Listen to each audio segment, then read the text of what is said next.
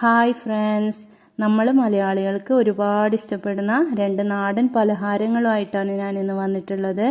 അപ്പോൾ വീട്ടിൽ തന്നെയുള്ള കുറഞ്ഞ ഇൻഗ്രീഡിയൻസ് വെച്ചിട്ട് നമുക്ക് പെട്ടെന്ന് ഉണ്ടാക്കിയെടുക്കാൻ പറ്റും. ഇതെങ്ങനെയാണ് ഉണ്ടാക്കുന്നതെന്ന് ഇതിൻ്റെ ഇൻഗ്രീഡിയൻസ് എന്താണെന്ന് നമുക്ക് നോക്കാം. വീഡിയോയിലേക്ക് പോകുന്നതിന് മുമ്പ് ഈ ചാനൽ സബ്സ്ക്രൈബ് ചെയ്യാണ്ട് കാണുന്നവരാണെങ്കിൽ ഒന്ന് സബ്സ്ക്രൈബ് ചെയ്ത് സപ്പോർട്ട് ചെയ്യണേ. അപ്പോൾ നമുക്ക് വീഡിയോയിലേക്ക് പോവാം. മുട്ടവട ഉണ്ടാക്കുന്നതിനായി ഞാൻ 2 വലിയ സവാളയാണ് എടുത്തിട്ടുള്ളത്. അത് രണ്ടും നീളമുള്ള പീസായി മുറിച്ചെടുക്കാം. വളരെ തിന്നായിട്ട് വേണം മുറിച്ചെടുക്കാൻ വേണ്ടി. അപ്പോൾ ഞാൻ ചെറിയൊരു ക്വാണ്ടിറ്റിയിലാണ് ഉണ്ടാക്കുന്നത്, അതുകൊണ്ടാണ് 2 സവാള എടുത്തത്. നിങ്ങൾക്ക് വേണമെങ്കിൽ ഇതിൻ്റെ എണ്ണം കൂട്ടിയെടുക്കാം. അടുത്തതായി നമുക്ക് വേണ്ടത് ഇഞ്ചി, പച്ചമുളക് ഇതാണ്. ഇത് രണ്ടും പൊടി പൊടിയായി അരിഞ്ഞെടുക്കാം. അടുത്തതായി നമുക്കിതിലേക്ക് മല്ലിയിലയും കറിവേപ്പിലയും ആവശ്യമുണ്ട്. അത് രണ്ടും ചെറുതായി അരിഞ്ഞെടുക്കാം. അപ്പോൾ ഇതിന് വേണ്ട സാധനങ്ങളെല്ലാം മുറിച്ചെടുത്തിട്ടുണ്ട്. ഇനി അടുത്തതായി ഒരു ബൗളെടുത്ത് അതിലേക്ക് അരിഞ്ഞു വെച്ചിരിക്കുന്ന സവാള, ഇഞ്ചി, പച്ചമുളക്, പിന്നെ കറിവേപ്പില, മല്ലിയില ഇതെല്ലാം കൂടി അതിലിടുക. ആവശ്യത്തിന് ഉപ്പും മുളക് പൊടിയും കൂടി ചേർത്ത് ഇത് നന്നായി തിരുമ്മിയെടുക്കാം. ഉള്ളി ഒന്ന് സോഫ്റ്റായി വരുന്നത് വരെ നമുക്കൊന്ന് തിരുമ്മിയെടുക്കാം. അപ്പോൾ ഉള്ളിയൊക്കെ ഒന്ന് സോഫ്റ്റായി കഴിഞ്ഞാൽ ഇതിലേക്ക് ആവശ്യമായ പൊടിയും കൂടി ചേർക്കാം. ഇതിൽ ഞാനിപ്പം ഒരു കപ്പ് മൈദയാണ് ചേർത്തിട്ടുള്ളത്. ഇത് ആവശ്യത്തിന് വെള്ളം കൂടി ഒഴിച്ച് അല്പം കട്ടിയായി തന്നെ കുഴച്ചെടുക്കാം.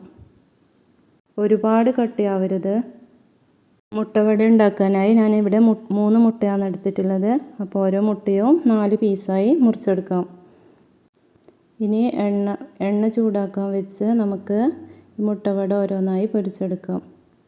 മുട്ട നന്നായി കവർ ചെയ്തെടുത്തിട്ട് വേണം എണ്ണയിൽ ഇട്ട് കൊടുക്കാൻ, അല്ലെങ്കിൽ ഇത് പൊട്ടിത്തെറിക്കാനുള്ള ചാൻസ് കൂടുതലാണ്. അപ്പോൾ നമുക്ക് ഓരോ മുട്ടയും ഇങ്ങനെ മാവിൽ മുക്കിയെടുത്ത് ഓയിലിട്ട് ഫ്രൈ ചെയ്യാം. ഒരു ഭാഗം ഫ്രൈ ആയതിനു ശേഷം തിരിച്ചിട്ട് കൊടുത്ത് നന്നായി ഫ്രൈ ചെയ്തെടുക്കാം. ഇത് നന്നായി ഫ്രൈ ചെയ്യണം, എന്നാലേ ആ ഒരു ക്രിസ്പിനെസ് അതിനുണ്ടാവും. അപ്പോൾ നന്നായി മൊരിച്ച് തന്നെ എടുക്കണം. അപ്പോൾ നമ്മുടെ മുട്ടവടയൊക്കെ ഏകദേശം ഇവിടെ റെഡി ആയിട്ടുണ്ട്. ഇനി നമുക്കിത് എണ്ണയിൽ നിന്ന് കോരിയെടുക്കാം. അപ്പോൾ നമ്മുടെ വളരെ ടേസ്റ്റി ആയിട്ടുള്ള മുട്ടവട ഇവിടെ റെഡി ആയിട്ടുണ്ട്. ഇനി അടുത്തതായി ഞാൻ ഉണ്ടാക്കാൻ പോകുന്ന സ്നാക്ക് നമുക്ക് എല്ലാവർക്കും പരിചയമുള്ള പഴംപൊരിയാണ്.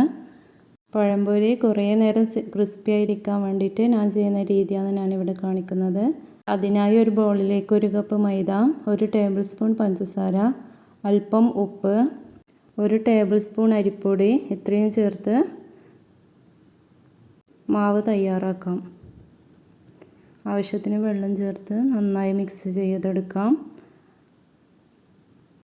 അരിപ്പൊടി ചേർക്കുന്നത് കൊണ്ട് തന്നെ ഇത് ഒരുപാട് നേരം ക്രിസ്പി ആയിരിക്കുന്നതായിട്ട് എനിക്ക് ഫീൽ ചെയ്യാറുണ്ട്. അതുകൊണ്ടാണ് ഇത് നിങ്ങൾക്കും കൂടി ഒന്ന് ഷെയർ ചെയ്യാമെന്ന് കരുതിയത്. അപ്പോൾ നമുക്ക് ഈ മാവിലേക്ക് പഴം ചെറുതായി മുറിച്ചിടാം.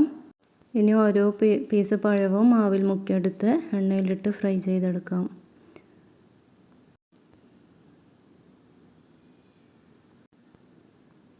എണ്ണ നന്നായി തിളച്ചെന്ന് ഉറപ്പ് വരുത്തിയതിന് ശേഷം മാത്രം പഴം മൈദമാവിൽ മുക്കി ഓയിലിൽ ഇട്ട് കൊടുത്താൽ മതി. എന്നാൽ മാത്രമേ നല്ല പഴംപൊരി ആയി കിട്ടുകയുള്ളൂ. അപ്പോൾ നമുക്ക് തിരിച്ച് മറിച്ചിട്ട് കൊടുത്തിട്ട് നന്നായി ഫ്രൈ ചെയ്തെടുക്കാം. അങ്ങനെ നമ്മുടെ പഴംപൊരിയും ഇവിടെ റെഡിയായി വന്നിട്ടുണ്ട്. ഇനി നമുക്ക് എണ്ണയിൽ നിന്ന് കോരിയെടുക്കാം. അപ്പോൾ നമ്മുടെ ഈസി ആൻഡ് ടേസ്റ്റി ആയിട്ടുള്ള 2 നാടൻ പലഹാരങ്ങൾ ഇവിടെ റെഡി ആയിട്ടുണ്ട്. അപ്പോൾ വീട്ടിൽ എന്നും ഉണ്ടാകുന്ന ചേരുവകൾ വെച്ചിട്ടുണ്ടാക്കുന്ന ഈ നാടൻ സ്നാക്സ് എല്ലാവരും ട്രൈ ചെയ്ത് നോക്കണം. Thanks for watching. ബൈ.